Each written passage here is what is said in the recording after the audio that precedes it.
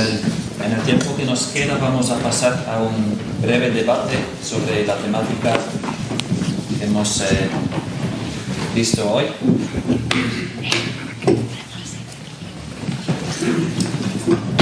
Y bueno, invitamos a la mesa a Luis Rodríguez de la RESME, a Philippe Richard de la Universidad de Montreal, a Pilar Pérez de la Universidad Antonio de Nebrija y también a José Diego Mantecón, que representa la Asociación de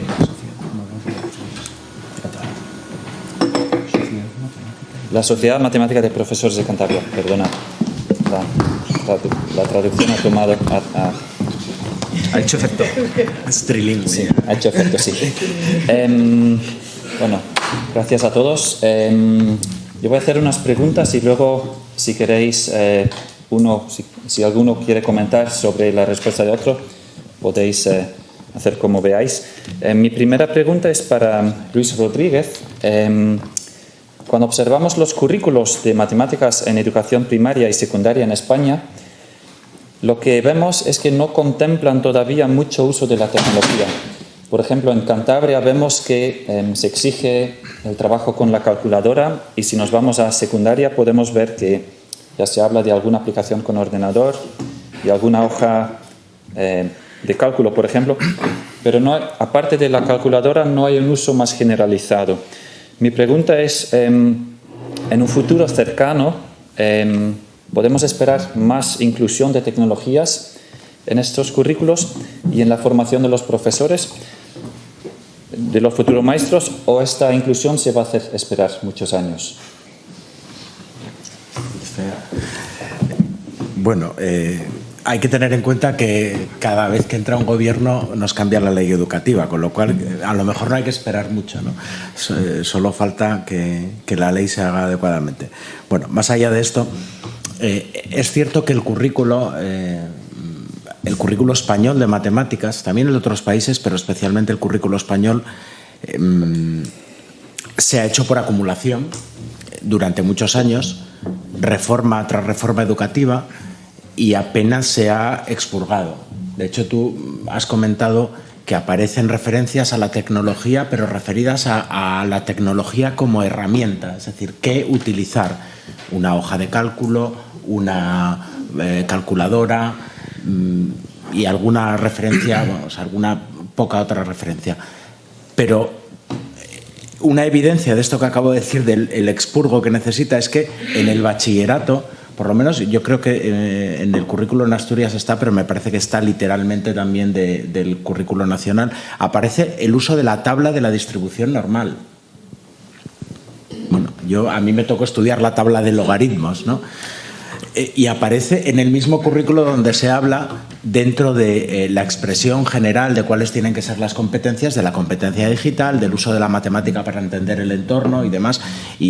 O sea que el propio currículo nos lleva a utilizar una herramienta como es la tabla de la distribución normal, con la que, bueno, aquí hay profesores de secundaria en ejercicio, se lleva pues 3 o 4 horas de clase mínimo, simplemente entender cómo están ordenados los números, cómo están colocados y qué quiere decir, ¿no? Entonces, realmente el currículo necesita una actualización a fondo, y una actualización que pase por decidir qué se necesita, qué no se necesita, y decirle o darle una honrosa sepultura a aquello que no se necesite, despedirnos de ello y ya está.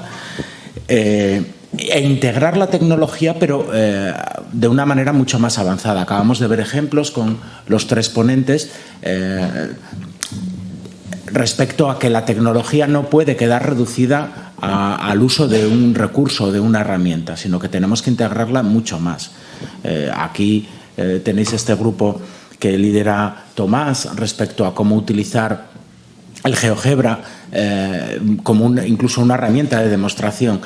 Yo no sé si eso tiene que estar en el currículo tal cual. Es más, mi opinión personal, esto no es una opinión de la RESME, pero mi opinión es que el currículo tiene que tener mucho menos de lo que tiene. Marcar unos estándares, señalar unos objetivos de aprendizaje y dejarle más libertad al profesorado para que llegue a esos objetivos. Pero es cierto que en España tendemos a hacer un currículo enciclopédico. Entonces, me parece que va a aparecer algo la próxima vez que se reforme el currículo, pero no estoy seguro de si en la línea en la que sería lo más deseable. Es decir, me temo que a todo lo que ya hay ahora se le añada además el uso de las herramientas tecnológicas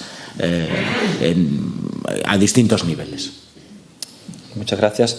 Una pregunta para Philippe, que trabaja en Canadá, en Quebec, y su área de trabajo es, su campo es la didáctica de la matemática, como muchos de los presentes. La pregunta es, ¿qué diferencias observas así en grandes líneas entre el uso de la tecnología digital en las aulas en Quebec y en España? Bueno, una pregunta un poco sorprendente que no estaba preparado. Tengo suerte de conocer a ambos pasajes, digamos, bastante bien, pero lo que puedo decir, y un poco retocando lo que tú dices, los profesores ahí suelen tener bastante libertad, a pesar de que la tarea del profesor, como lo hemos visto antes, es cada vez más compleja, pero se le da mucho espacio a los profesores de matemáticas, sobre todo, que son un poco desobedientes, no suelen trabajar como se supone que tienen que hacer, tienen una cultura también de resolución de problemas. Hay algunos que están cómodos con todo lo rutinario, pero hay otros que les quieren dejar un poco como, lo llamo yo al estilo Indiana Jones, que lo vemos en la cuarta película. Hay un momento en que la chica de la película le pregunta al protagonista: Indy, ¿qué vas a hacer? Dice: no lo sé, y se va.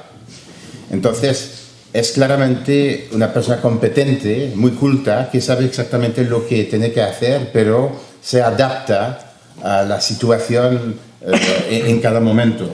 Es un poco una exageración, pero yo creo que el día de hoy pide al docente, tanto como al alumno, mucha adaptación. Y para poder adaptarse, para poder ser creativo, para poder modelizar la realidad y hacer que las matemáticas que aprenda sea realmente útil, hay que dejar espacio, realmente espacio. Hay también que dejar generosidad, o la posibilidad de ser generoso también. Hemos dicho siempre que la educación es vocacional, pues eso significa que la cultura de la generosidad tiene que existir, y de la colaboración.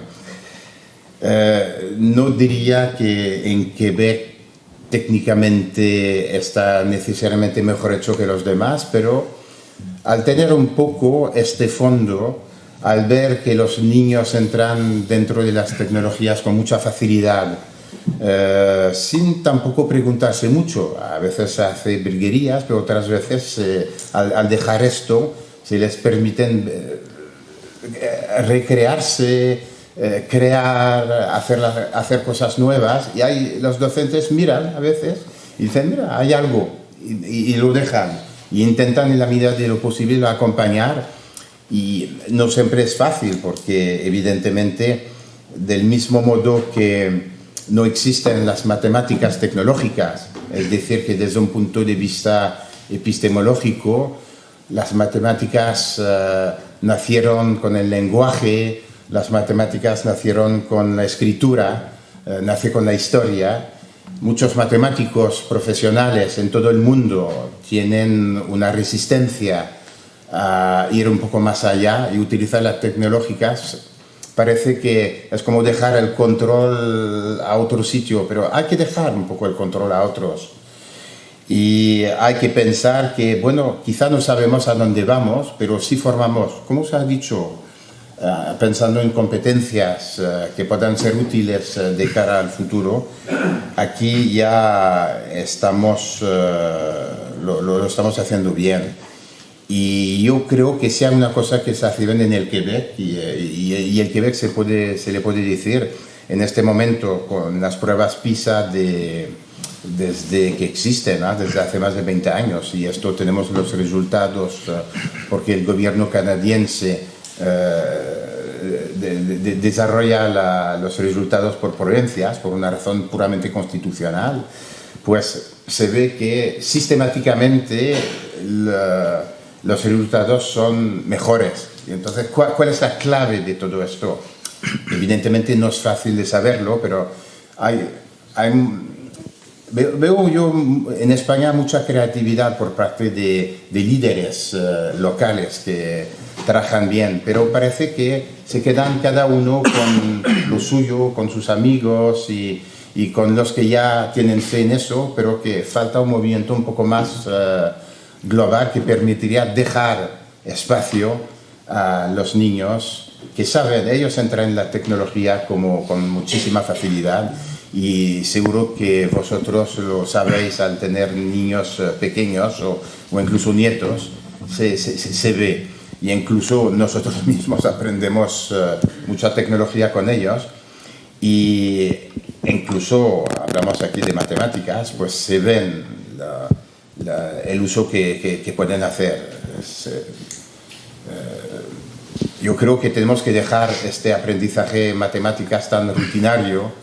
Ya precisamente tenemos máquinas que pueden hacer este trabajo para que no gastamos mucho tiempo en ello, y podemos pensar, como se ha presentado antes de una forma muy elocuente, con el hecho de que no solamente dejar creatividad, pero es una creatividad que tiene que estar condicionado con interpretar la realidad con lo que permite la cultura matemática. Pero si la escuela española no es capaz de ir un poco más allá y de dejar la docencia tradicional para dejar espacio a los docentes, pues va a continuar reproduciéndose y limitando precisamente la creatividad que los niños hacen naturalmente desde el parvulario. Hay que pensar, yo creo, en este sentido. En Quebec también hay trabajo que hacer, porque no todos los profesores son de tipo Indiana Jones, está claro que no. Pero hay una tónica general que lo permite, está aceptado socialmente, y dejamos un poco lo que había oído en España hace ya 20 años, pero aún lo recuerdo, en una reunión de padres en que un padre decía: ostras, mi hijo ya no aprende cómo resolver una raíz cuadrada en el lápiz papel. Yo cuando oía eso decía: pero ¿de dónde sale este trogloditas? Pero es que es lo mismo. Ahora, con lo que vimos en las presentaciones, sabemos perfectamente que hay tantas nuevas posibilidades que las tenemos que utilizar, y las tenemos que utilizar no solamente para fines útiles o utilitaristas, pero para fines de formación de ese humano que tiene que seguir, alumno o profesor, y que tiene que seguir teniendo la iniciativa. Eso diría. Muy bien, gracias. A José le preguntaría lo siguiente. José, tú trabajas tú trabajas con STEM y con STEAM, y bueno, vemos que la tecnología ofrece muchas ventajas en la educación matemática, pero también, hemos visto ya en las últimas charlas que también presenta retos y a veces introduce dificultades nuevas. José, ¿qué dificultades podrías comentarnos así que introduce la tecnología, que no hemos visto en las charlas todavía, que hemos visto varias? Gracias. Bueno, yo, para animar un poco la discusión, voy a reportar un poco sobre tu pregunta, pero sobre todo centrándome también en lo que ha dicho Philippe. Voy a porque no estoy nada de acuerdo con él, en absoluto. Bueno, puedes contestarle primero y después... Y no, lo voy a contestar a través de tu pregunta. Bueno. Porque, bueno, los retos... Yo hoy vengo además como representante de la Sociedad Matemática de Profesores, y los retos que nos encontramos los profesores es que no sabemos ahora cómo vamos a llevar esta tecnología al aula. No nos han preparado para llevar esta tecnología al aula, que vamos a tener que dar la mitad de clases y la otra mitad de horas de trabajo. Vamos a tener que formarnos para llevar al aula esta tecnología. Nos contaron hace tiempo, cuando estudiábamos en la universidad, que las matemáticas son muy importantes y son complejas y son abstractas, y necesitamos pues desarrollar la capacidad, por ejemplo, de visualización, algo que por otro lado facilita instrumentos como GeoGebra. Si tenemos instrumentos como GeoGebra que nos facilitan tanto la capacidad de visualización, la podremos visualizar, podremos desarrollar esas partes del cerebro que nos habían dicho que eran importantes, haciendo procedimientos mecánicos también. Por ejemplo, si no hacemos cálculo ahora, si utilizamos GeoGebra como calculadora, nuestros chicos van a tener esa habilidad de cálculo y van a desarrollar esas partes que los psicólogos dicen que se desarrollan cuando se trabaja el cálculo mental. Claro, tú me podrías preguntar si necesitamos hacer cálculos hoy en día. Quizás no necesitemos hacer cálculos y entonces podamos empezar a hablar por ahí. Pero nuestras clases en el aula a veces no están preparadas para llevar la tecnología, y además nos van a evaluar para la universidad en cosas que no están muy relacionadas con lo que las nuevas investigaciones sugieren.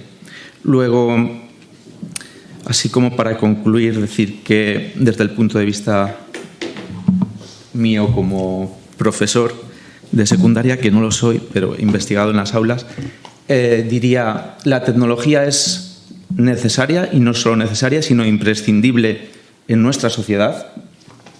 Pero me preguntaría si la tecnología es imprescindible o necesaria para enseñar matemáticas. Es decir, ¿debemos facilitar tanto el aprendizaje de las matemáticas? ¿Eso va a dificultar el desarrollo de partes del cerebro que igual ya no se fomentan si no se trabaja ese esfuerzo que había que hacer para la abstracción matemática? Y sobre todo, nuestros chicos ahora, cuando llegan a la universidad, han olvidado los algoritmos de dividir y no se saben la tabla de multiplicar.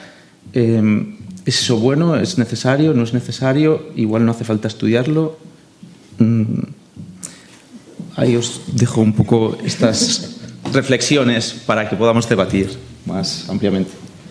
Bueno. Y sí, me ha gustado tu intervención, claro. Felipe. Gracias, José. Para terminar, un último comentario todavía.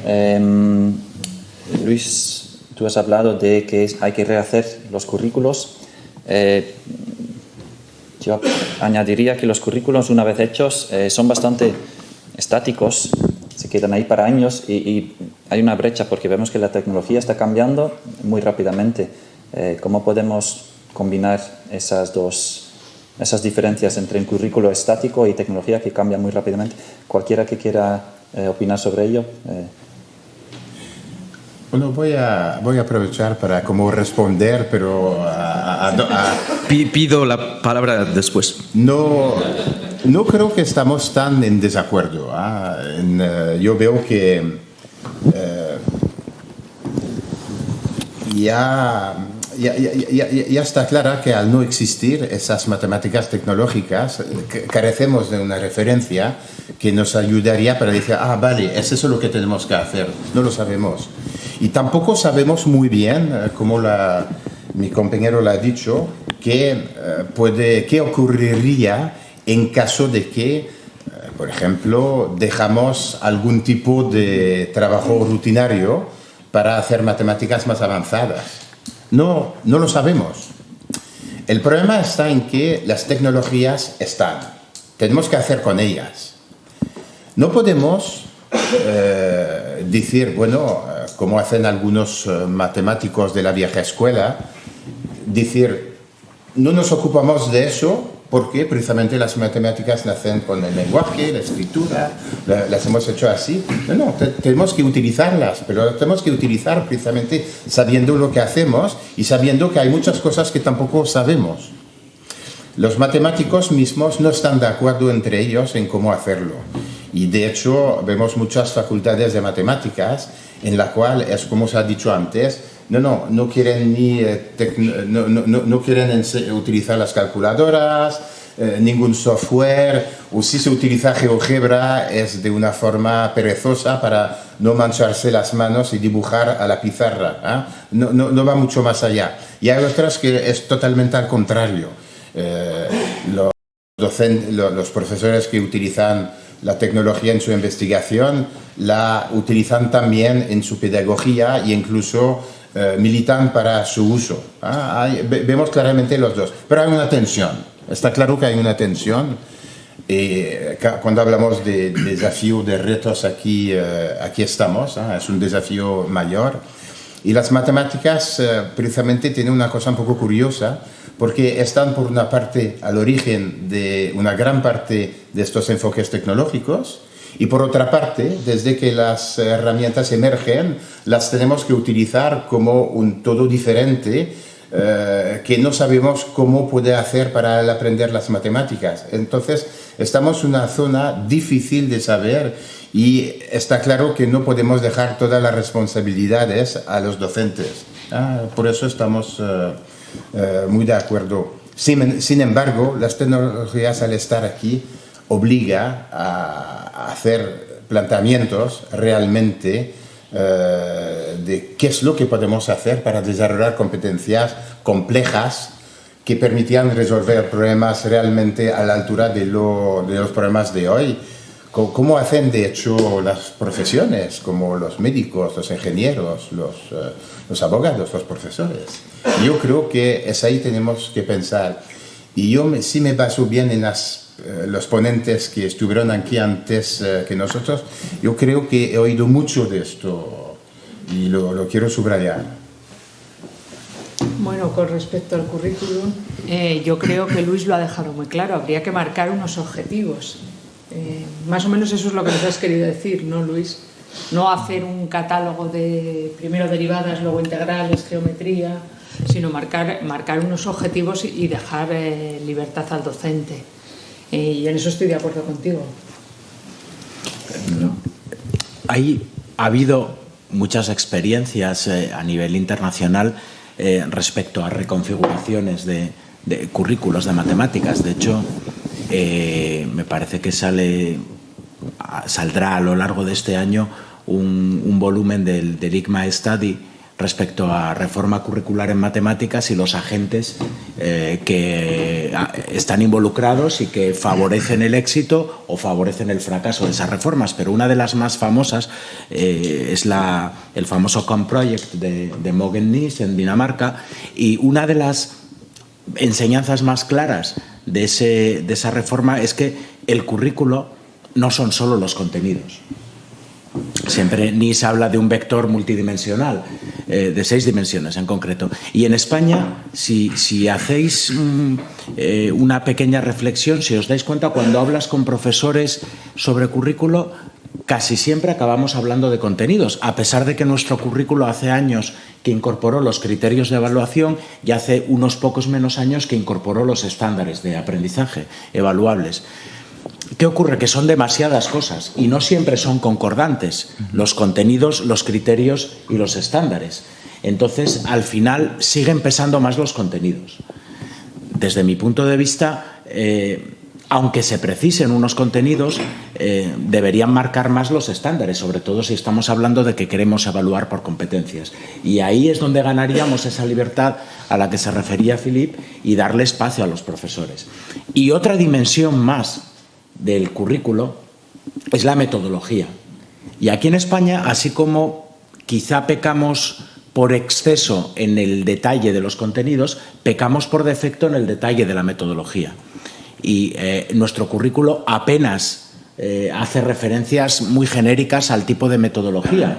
Y está bien que haya libertad de cátedra, pero también tiene que mojarse un poco más y decir por dónde queremos que vayan los profesores. No basta con decir frases que, bueno, pues los que damos clase en formación inicial del profesorado las vemos repetidas una y otra vez. Los alumnos serán protagonistas de su propio aprendizaje y utilizaré metodologías activas. Vale. ¿Y qué significa? Es decir, tú vas a llegar al aula y ¿qué vas a hacer? ¿Cómo los haces protagonistas? Es decir, nos quedamos en ese aspecto en demasiada generalidad. Y finalmente, otra dimensión más del currículo que es necesario tocar y que fue precisamente la que siempre cuenta Nis, que hizo que no fuera completamente exitoso el proyecto COM, es la evaluación, y aquí se ha mencionado. Es decir, si yo tengo a mis alumnos haciendo matemáticas manipulativas, y cuando digo manipulativas digo con manipulación física o con manipulación tecnológica, y estoy haciendo un aprendizaje inductivo.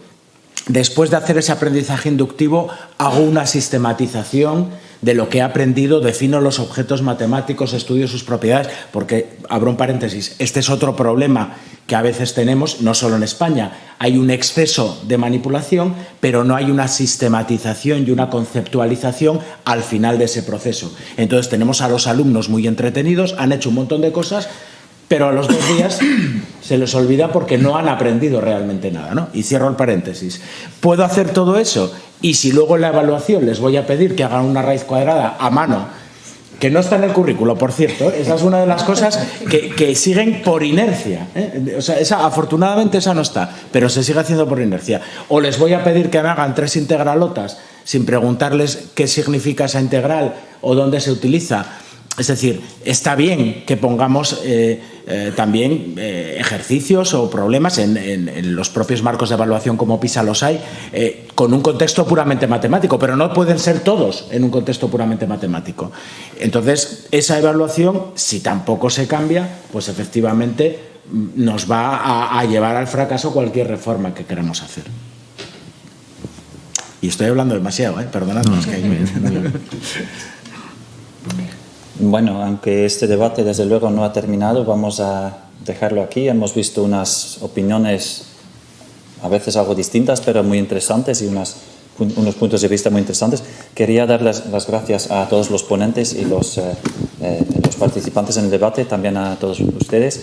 Y bueno, pues espero que todos hayamos aprendido algo. Muchas gracias.